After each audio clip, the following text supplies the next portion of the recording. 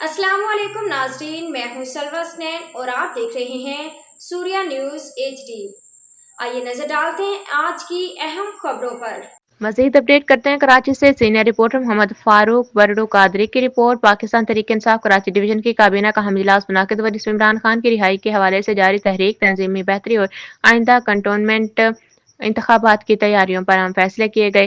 पाकिस्तान तहरीक इंसाफ कराची काबीना का हम इजलास 28 मार्च 2026 को मरकजी सेक्रेटरीट इंसाफ हाउस कराची में सदर PTI कराची राजा असर की सदारत में मुनाकिद हुआ। इजलास की क़यादत जनरल सेक्रेटरी अरसलान खालिद ने की। इजलास में शरीक दीगर मेंबरान में सीनियर नायब सदर Mansoor Sheikh, advocate Shujaat Hussain, Agha Arsalan, advocate Zahoor Mehsud, additional general secretaries Rao Azam, secretary इतलात फौजिया सदीकी, कराची पार्लिमानी लीडर के MC मुबशिर, हाफिजुल हक, नायब सदर Asmat Niazi, Ameer Hamza, Naveed Alam Siddiqui, Haji Iqbal, Abid Jilani, Sarbuland Khan, Maqsood, election cell head Rafaqat Umar, additional general secretary Ghulam Rasool, general secretary minority wing Eric Mushtaq, labour wing सदर Imran Mirza, additional general secretary Sarbuland Khan, advocate Mahjabeen Rajput, advocate Noor, legal secretary advocate Khan Zaman Saad Khan, Jameel Tanoli, Nazakat Abbasi, Kamal Afridi, Umair Shahid और दीगर मेंबरान भी शामिल थे।